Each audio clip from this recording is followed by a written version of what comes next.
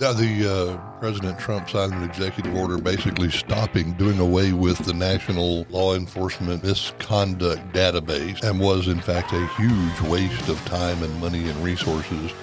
There's an impact there, and I think John can actually delve into how it did in fact trickle down to impact Texas. Welcome back, viewers, watchers, listeners. I'm your host, Tyler Owen. Got Kevin Lawrence here today, stopping in and saying hello. Of course, he's always welcome to jump in. It's our podcast. It's Tmpa's podcast. And John Wilkerson, our legislative liaison, is he's down at the Capitol right now. He's slipped off in a little quiet room, so if you hear some background noise, he is joining us by phone. John, you there? I am here.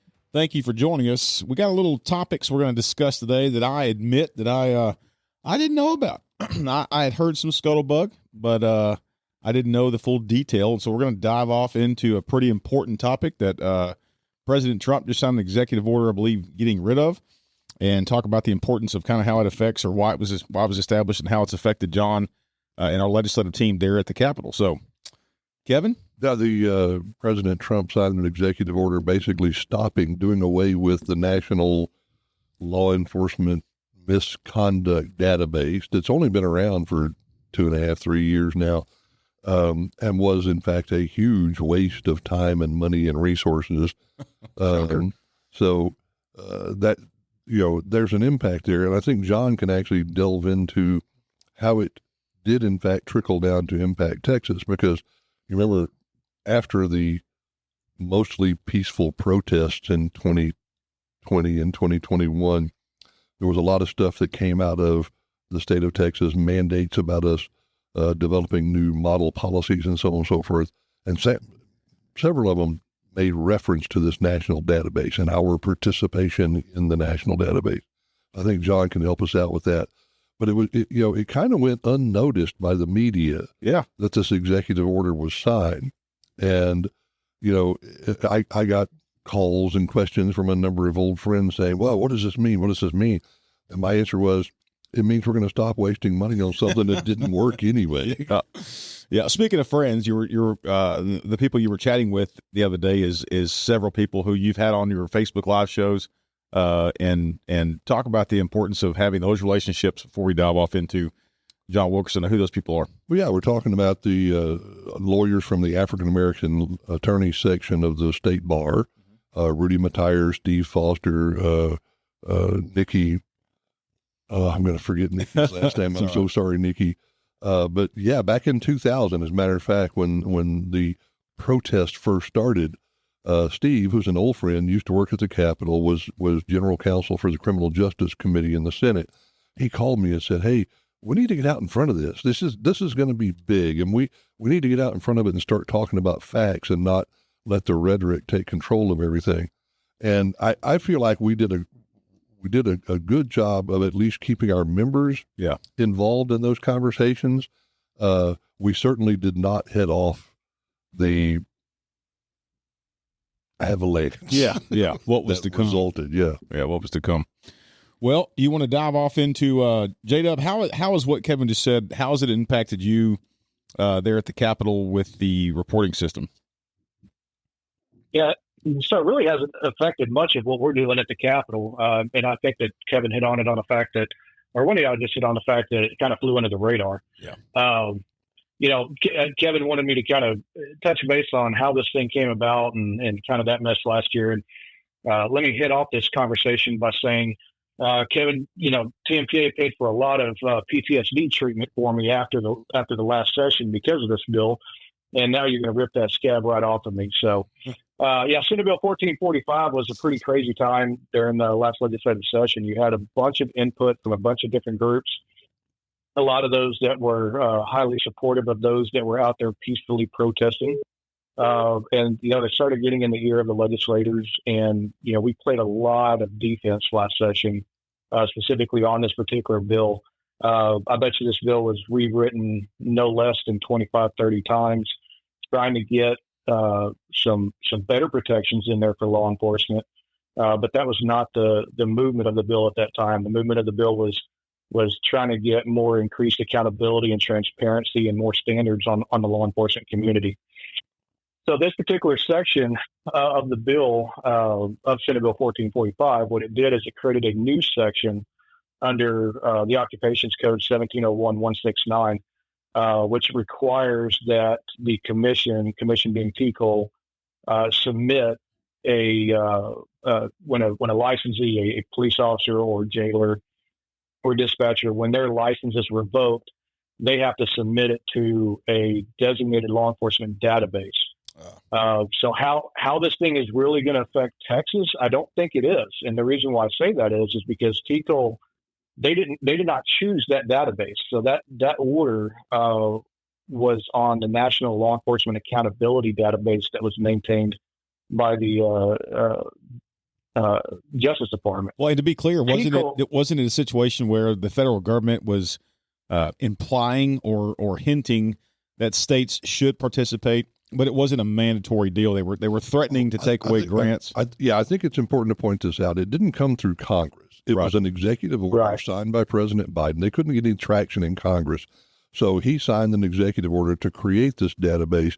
And then, yes, it was more, since executive order cannot put mandates on the states, it had to be more arm twisting of trying to convince them. And so Texas's response was to give into that arm twisting as little as possible. Got you.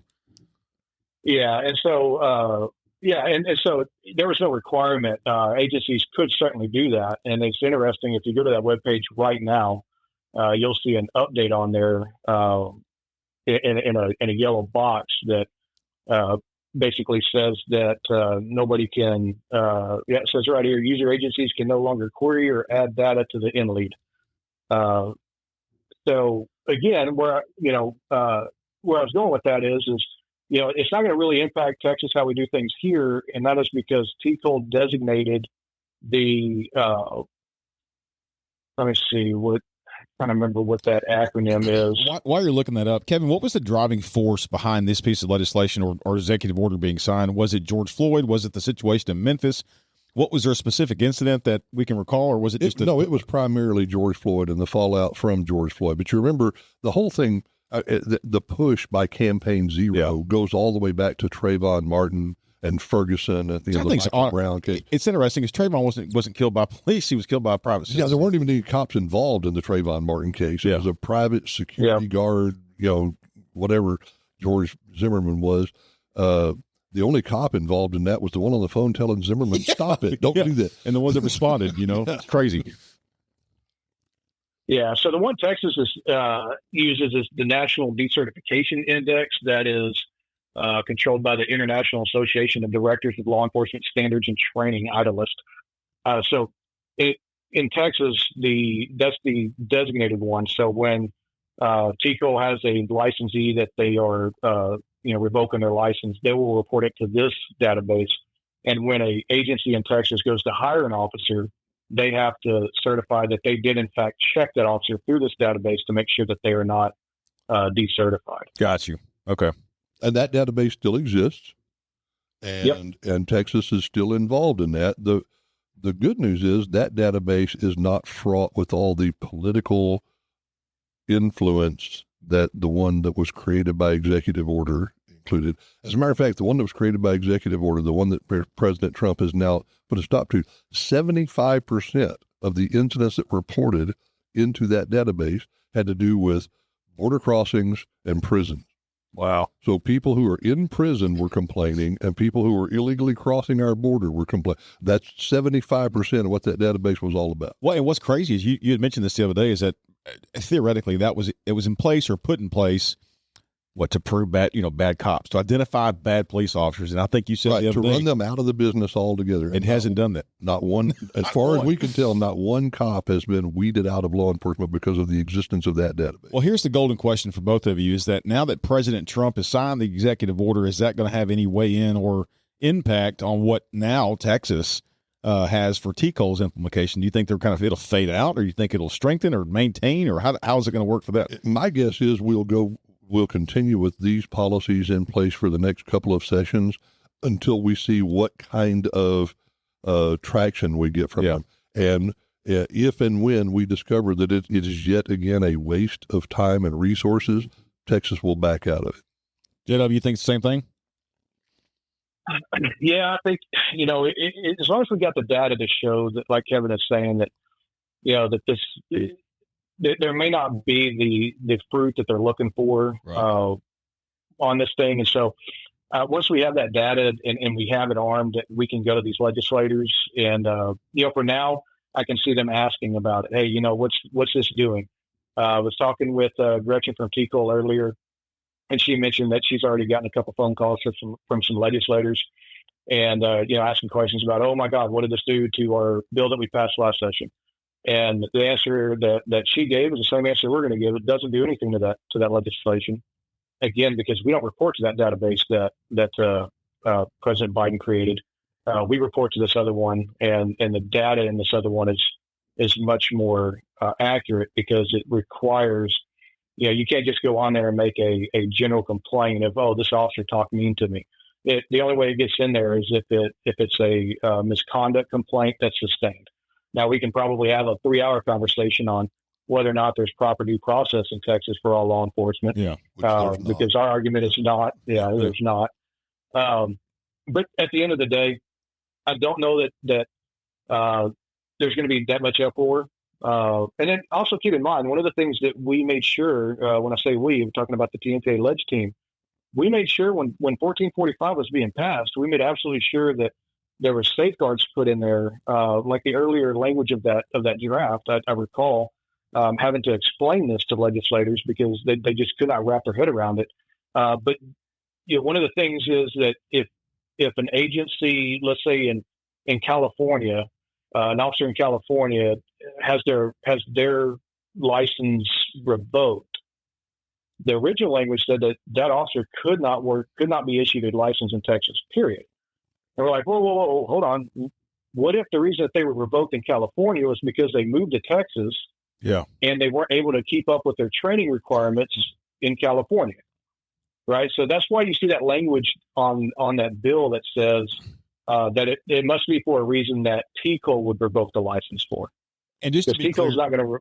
Go ahead. Yeah, go ahead. So just to be clear, this is this database that you're referring to. I admit that I didn't know a whole lot about it. It flew under the radar. So an officer gets complained on, physical, any type of complaint, and it's sustained. It should or was intended to go to this database. Sorry, we're talking about the one that no longer exists or the one that we are. The one that no longer existed.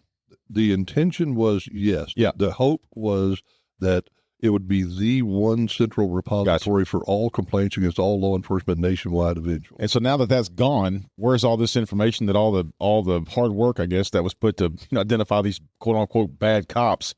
Now that information is just poof. Well, since it didn't identify or there was data on there, just not nothing that they intended for it to be. It's still in possession of the Department of Justice as far as I know, but it's not available for John. You can correct me if I'm wrong, but it's no longer available for law enforcement agencies to go on there and search it, and it's no longer possible for any agency to go add new information to it. It's crazy. I wonder if Elon. Yeah, Kevin. And by the way, I want to make sure we're very clear about this. Law enforcement has always done a better job of policing our own than any other profession you can think of, especially in Texas. Mm-hmm. And we are not claiming, we have never claimed that we don't have bad apples in law enforcement. We do, but we work harder to weed them out, to punish them, to fire them, to indict them, to convict them if they are not doing the job the way they're supposed to be doing the job. We always have. We do a better job than the clergy. We damn sure do a better job than politicians do, or than the legal profession or doctors and medical. Yeah, right. Sure. So we're not saying that there's not a need to make sure that we track this information. It just needs to be done free of political influence, which, as we all see, is all we get anymore out of D.C. is political influence one way or the other. And we still got some other issues to talk about what's going on at the national level right now and how it affects us. Yeah. Big. To reiterate what Kevin was saying, it's one thing that's really important to notice is and Kevin, you asked me to clarify this, and you're absolutely correct, Kevin. When you go on to the National Law Enforcement Accountability Database, big yellow box update, and it says agencies can no longer access data or put data in. There you go. Second thing I want to point out is when you go to the IDList site, it will tell you that the NDI currently contains 56,244 actions reported by 50 certifying agencies.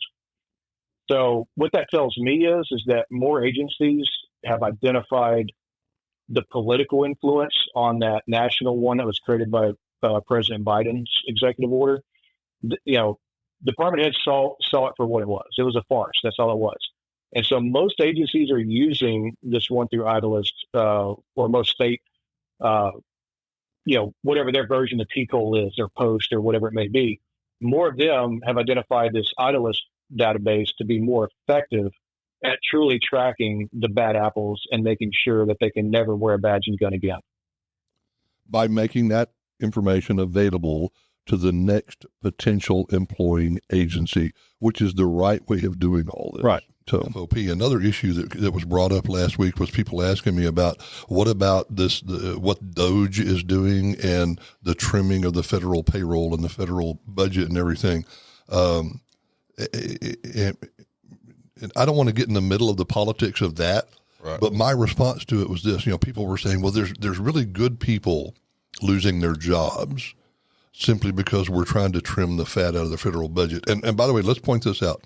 Every Democratic president in my lifetime, except maybe LBJ, has promised to cut the fat out of the federal budget. None of them have. Every Republican has promised to do it, and none of them have until now. Yeah. And now we've got somebody who's actually going in and saying, okay, we're going to quit wasting our tax dollars to the point that our national debt is now at $37 trillion, which is 10 times our annual budget. It's 10 years worth of our annual budget. But if good people are losing their jobs, my response to them is, hey, we got lots of job openings at the state and local level for good people because our recruiting and retention crisis has not been solved. Come on. We can use some good people. So. Yeah. Right. And to kind of reiterate that, Kevin, if I have a member that asks me about that, or, is Tmpa getting involved in that? My response is, look, you're a member of Tmpa, right? And if we have a bunch of employees employed for jobs that we don't need, how much are we going to have to raise your dues to cover that? Right. And it's the same concept. So, if I get it, if they may be a wonderful person and they may be good at their job, but if that position is not needed, why are we paying for that position through our tax dollars? Yeah, it would not be an acceptable practice in the private industry either. Yeah, the other stuff at the federal level, obviously the passing of the Social Security Fairness Act was a big deal. What I haven't heard yet is anybody calling in to let us know, by the way, I've started receiving my increased benefits from this. I saw a post the other day from President Yo's that indicated that it was going to be the week of the 24th. They were going to be retro paying those recipients their payments, but I haven't seen or heard anybody actually receiving those. So and those will be the retro payments all the way back to January 1st of 2024? I believe so. Okay. Yes, sir. Yeah. So we knew it was going to take some time. We knew there was going to be, especially with pretty fast though. I mean, from the time it passed, Social Security Administration being understaffed to start with. Yeah. And now Elon's cutting even more. But yeah, it's pretty fast. I mean, from the time that he was signed to now, it's what, a month and a half, maybe. I figured it would take 6 months. They had to send a caveman into those caves to dig up the retirement paperwork to figure out who all was where. Yeah, that's funny. By the way, for anybody who's hearing this stuff about supposedly there were people that were 150 years old that were receiving benefits, Elon was being flip when he made that remark. Yeah. In the Social Security database, there's a default for the date of birth item. Right. Okay, and if for whatever reason they didn't have a date of birth for the persons they were generating benefits for, it defaulted to a date in like January of 1875. So everybody, they didn't have just follow me here. If they didn't have a date of birth for you, they automatically put a date of birth from 1875, which means it would show you right now to be 150 years old. So Kevin, I'm sorry. But the point is, if we don't have your date of birth, why the hell are we giving you benefits? Yeah. If we don't exactly, that's what I was about to say. Yeah, no kidding. And that was the point Elon was trying to make. He was trying to be funny with that piece of information right there. And of course, in They ran with in it, a soundbite world, that doesn't get explained. Yep. So. Yep. Well, speaking of soundbite worlds and being in caves, John, you are sitting in a cave right now at the Texas Capitol. We haven't touched on this a little bit with session getting kicked off a couple weeks ago. Let's talk about how many bills have been filed, what the hell Tmpa is doing down there, what are we seeing, our involvement with TLEC. Let's touch on that while we got you on the phone. Yeah, absolutely. So currently, right now, as of 10:28 a.m. on the 28th day of February, there are 6,007 total pieces of legislation filed. Now, granted, that also includes your resolutions and all that good stuff. As far as what we're tracking and keeping an eye on, we are currently tracking 1,187 as of yesterday afternoon. Haven't been able to go in today and see about the bills that were filed today and which ones we need to be paying attention to. But yeah, we're tracking a lot of these bills. What we do is we look at the caption of the bill and we say, could this affect the laws that our members enforce? Does this affect, the prison sentences of these violent offenders that we're trying to keep off the streets? Does this affect the labor relations between our local associations and their employer? And does it affect any officer rights? Such as or anything that kind of touches that, right? So like workers' compensation. So we look at that caption and say, does this affect it? Or is it germane enough that something could be tacked onto that bill that could negatively affect? So we have to be constantly thinking about all the what ifs out there.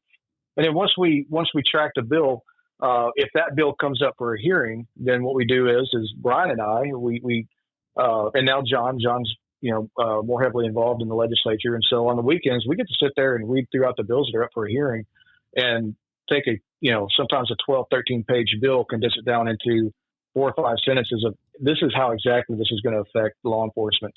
And then we meet internally to say, kind of what we feel our position on this should be. And then every Monday morning, Tmpa co-chairs what we call the TLEC, which is when it was originated, it stood for the Texas Law Enforcement Council. And so we co-chair that with Dallas Police Association, Houston Police Officers Union, and Harris County Deputies Organization. And every group at the Capitol that is there advocating for law enforcement. Now, whether that be the administrators, so say Texas Police Chiefs Association or Sheriff's Association of Texas, or whether it be the labor groups like Tmpa, DPA, HPOU, those groups, or even the retired, like we have Retired Game Warden Association in there. Yep. We all come together and we look at all the bills that are going to have hearings. I pretty much primarily chair that, calling out the bill numbers. Hey, does anybody have anything on this? Any intel on it? Because that world is a fast moving world. We could have language that we pulled off the website, and right before that meeting, we may have a legislator that reaches out to us and says, hey, this bill's coming up for a hearing, say tomorrow, and I have a draft that we're going to be dropping as a committee substitute. Want to get this to you, and that committee substitute may completely change the landscape of that particular bill. And it's so cool to sit there and see it from our perspective, because there's so many different people that want to approach the groups, because it's all the major law enforcement groups across Texas. And so just the other day, there was a group that was a lobby group that had some interest regarding some license plates. And so they just simply wanted to come in and kind of explain their thoughts on the bill. And so that happens all the time during those TLEC meetings. That TLEC meeting is so important for everybody to be on the same sheet of music for the same mission. They're often, we've said this a lot of times in this podcast, is that we might have different patches, but we all have the same mission. Well, it's also very helpful for us to have those groups come in and talk 100%. to us, because not only do we see the black letter law that they're proposing, then we start finding out what the motives are. What's the reason behind all this? So. Yeah. No, it's and you do a great job. Heading that chair with TLEC, you and Ray Hunt. It's just fascinating to watch. And by the way, they're nowhere near finished filing bills. No. There's one in particular that we're waiting for to come back from Ledge Council. I think, John, there may have more updates on this. Senate Bill 9? No bill number yet, because it hadn't come back from Ledge Council. But I got you. The one that would amend the teacher's retirement system to allow the law enforcement personnel that are in that system to have some sort of a different or supplemental retirement allowance that they would have to pay for it. But they'd have to come up with more money out of their own paycheck. But kind of like DPS and Parks and Wildlife and TABC have under the ERS, because let's face it, TRS is designed for teachers and school administrators. It's designed for people that have a much longer working life expectancy than cops do, And so the rule of 80 that you have in the teacher's retirement system simply says once your age and your number of years of service total up to 80, now you're eligible to retire. That doesn't work out very well for law enforcement. So there need to be additional contributions in there to allow for 20 or 25-year retirement for law enforcement officers. So we're waiting for that bill to come. And by the way, it's based upon an interim study review that was done by TRS. Their report was issued, I think, in December. And so now we're crafting a bill so that we can work with our members that work for ISDs and universities and colleges that are in TRS to hopefully get that thing pushed through. Yeah, Kevin's right. We're still waiting on the bill language to come out of Ledge Council to see what that picture looks like. We came in this with our legislative agenda bills, and to date, there's only one bill that has not been filed. It will be. We have an author's office on it on the House side and on the Senate side. We're just waiting on that to actually make its way through the system and appear on the website. Do you want to? But it will be. Okay, it will be filed. I was going to ask what that is, but we're going to have a podcast soon on that piece of legislation. So maybe so than we think. Hey, I got a phone call. He did mention Social Security. I'm sorry, workers' comp. And I want to talk about that for just a second, because John has been our resident expert and our point man on all these workers' comp bills. There's still a lot of work to be done with regard to how workers' comp. But I just want to mention I was watching a particular popular television show the other day, and there was an incident in there where a DEA agent was ambushed and shot multiple times, and then they track him having all of his troubles with getting the proper medical care to get recovered and get back to work. And I just wished that they had talked about the fact that those were workers' comp carriers that he was having to fight with, because they had a great platform there to start making this issue much more public than what it has been up until now. But that big problem is these workers' comp carriers will not allow officers, first responders, to get the treatment that they need in a timely manner so we can get them back to work. Yep, it sure has. So, what Kevin's talking about from last session was House Bill 790, which be a great opportunity to mention that it passed the House of Representatives unanimously. And that speaks volumes as to the work that the legislative team did on that bill last session. Unfortunately, it got over to the Senate and died a painful death in the Senate side. But yeah, we got that refiled this session, House Bill 2369, for our listeners and followers that are interested in what's going on with the workers' comp. But don't forget and just to put it into perspective, yes, the watchers and the voyeurs, I think you called them before as well. So yes, voyeurs. Yeah, so just a 2-second cap of what this bill does is really simple. It does two main things. One, when that denial letter is issued, the employee can now, if we get this signed into law, the injured first responder can now take that denial letter and go to their local, have a fundraiser to pay for the surgery. If they're on their spouse's insurance, use another insurance policy, whatever the case may be.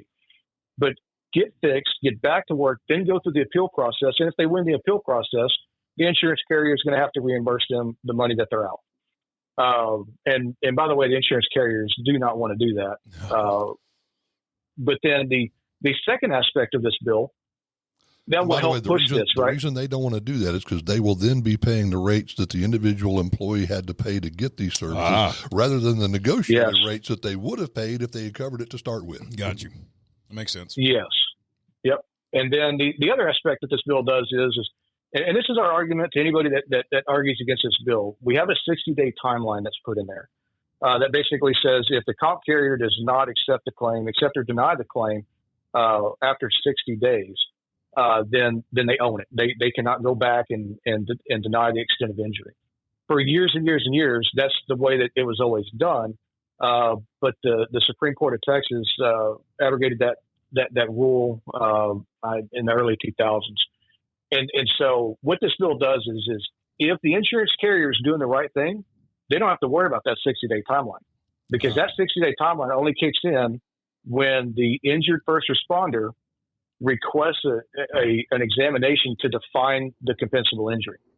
That has always been in statute, but the only people that could actually request that was the insurance carrier, and they have never to date requested that.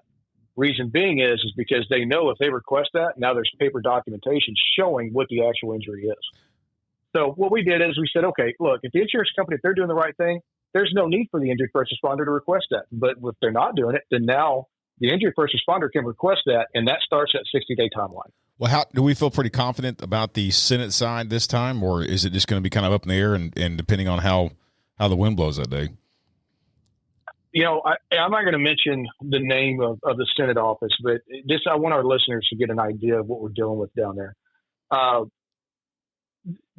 A senator's office staff, we met with them, and their mentality was, well, hold on a minute here. Last session, we signed a law that said any injured first responder has a year to get back to health and get back to work. They cannot be fired, or they can't take a financial hit. If they have a year, why don't they just take that year? And your jaw wants to hit the floor. It's like, well, for one, because they're in pain. Right. They're trying to get treatment. Two, we didn't take this job to sit on a couch and collect a paycheck. Right. We are public servants. Yep. We want to get back to work, and that's what we communicated to them. But let's also be honest. Most law enforcement officers still, to this day, they almost pay their bills with their paycheck. They finish paying their bills and pay for, luxuries like gas and food and stuff with overtime and extra jobs. Yep. If you're taking a year of, injury leave, you're not getting any overtime or extra jobs. And so you are suffering financially. Yeah. Good point. Exactly. Yep. But we're continuing to have those meetings on the Senate side. And hopefully we can head off, with it being filed.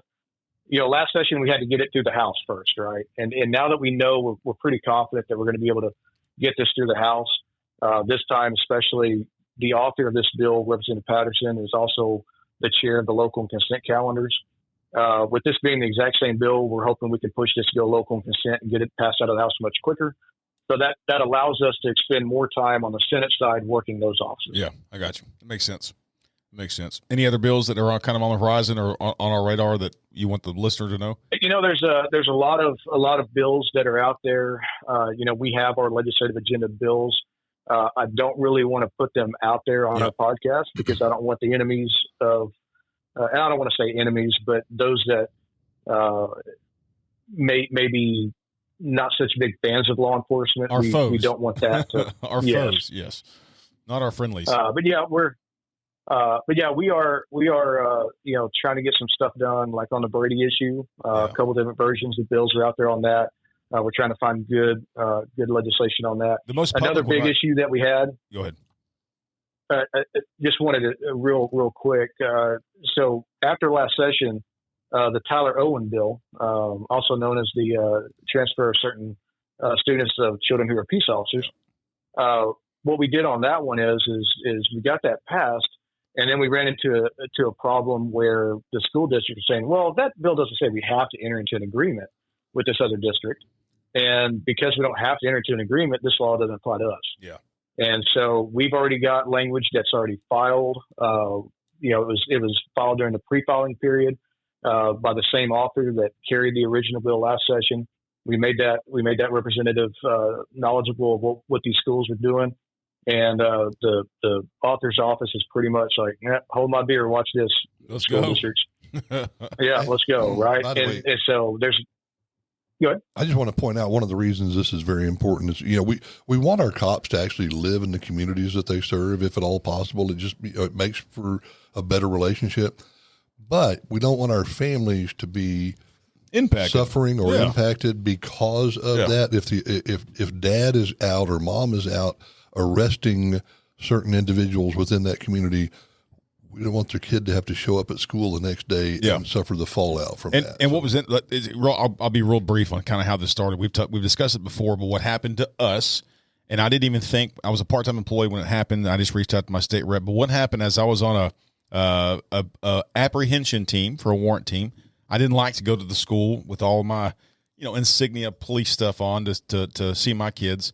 Small town, rural East Texas, and then my kids began to get bullied.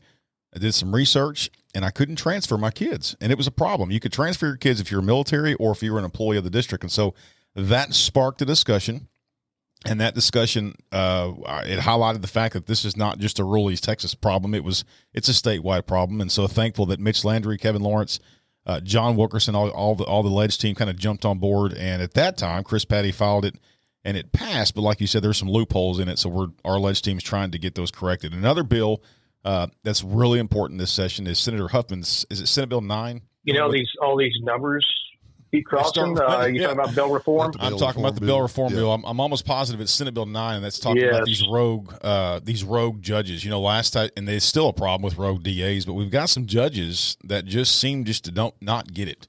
And well, you noticed just this last week, a guy that's accused of killing a Harris County deputy sheriff was released on, and it was originally no bonded, but ultimately a judge down there decided to let him out and set the bond at $1 million. And I don't know exactly what was done, a PR bond after that.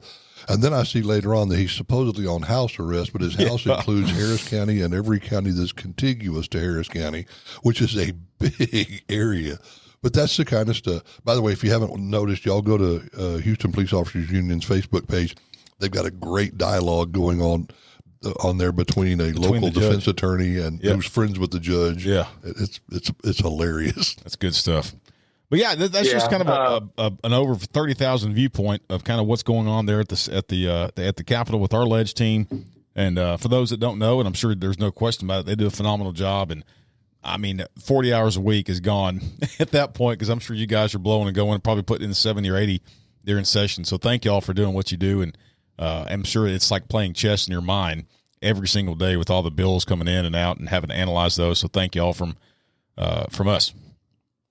Playing chess on about 15 different chessboards. Yeah, exactly. Yeah, it's 3-dimensional chess. Yeah, that's right.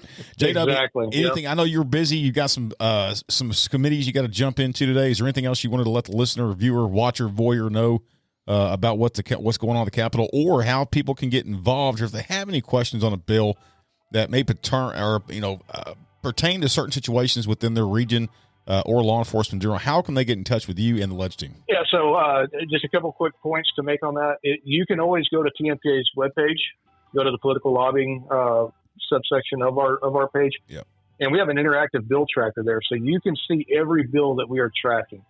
So if you our members out there, if you're sitting there and you hear on the rumor mill, oh my God, a bill's been filed to do away with my pension, all right? So for one, go on that bill tracker list and see if we're tracking it. That's step one. Step two, just because a bill has been filed does not mean it's going to become law. Correct. Everybody needs to remember the way that our system is set up is to prevent laws from being passed. So for a bill to actually become law, it's got to overcome numerous hurdles. And the majority of bills that get filed never even get a hearing, right, John? Exactly. Yeah. Yes. And so until they get a hearing, we're not even going to worry about it for the most part. Exactly. We're going to ping it, and that way, if it does get a hearing, now we know we got to jump on it. And so if a bill does come up for a hearing, what I would ask is that our members, you can reach out to any one of us on the legislative team, Mitch Landry, John Sariga, myself, or Brian. And our website, our emails are on the website. I don't know, maybe Tyler, I don't know if you can put them on the podcast at the end of it or something. Yeah. Feel free to reach out to us. I think legislative at TMPA is not concentrated just to y'all, so I don't want to put that out there. But communications at TMPA certainly is. And you guys got any questions? You can put that in there. Send us an email, and we can get that to the right person there at the Capitol. But then this is Brian's first session. This is Brian's first session. Yeah, right. Yeah, he is drinking from a fire hydrant. How many pairs of shoes has he worn out so far? I don't know. I've seen him in a couple different pairs, so I'm guessing they're wearing out pretty quick. Well, listen, brother, we appreciate you jumping on. And I'm sure you got some committees you got going on. Again, we appreciate it. We'll put all the information we need to here on the podcast episode. Absolutely, my friends. Appreciate the ability to come in and talk and bring things out to our members. Hey, man, it's your podcast. Just let us know whenever you want to jump back on and give us an update. We'll see you in a couple of weeks. Get some sleep when you can. Yeah. Well, that was John Wilkerson, again, our legislative liaison that works there at the Capitol full time. Him and Brian Flatt, John Sariga, and Mitch Landry. They do a phenomenal job of tracking all that kind of stuff and testifying before committees every single day. It's a fast paced job. So, Kevo, anything else you wanted to cover today? And always love being here. Just I want to make sure we remind our members this is the chance to see the sausage being made. So if you get a chance to come down to the Capitol, yes, do it, because you will, especially on Mondays when those TLEP meetings are taking place, you will really be in awe of just how hard these people are working. And wear good shoes. And advocating your interest. Yeah, and wear comfortable shoes. Yeah, for sure.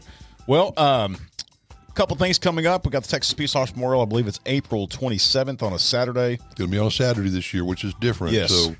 So we think we may get better participation because people are not trying to run, dance around, get back to work on Monday morning. I think the only hiccup right now, and I'm sure it was the intent was good, was that the bicycle, the fallen officer ride, the bike ride, the bike ride is going to be coming on Sunday. So be sure we'll put something out on our social media and on our website about those events that weekend. It's a great. If you've never been to the Texas Peace Officer Memorial, I strongly encourage you to go.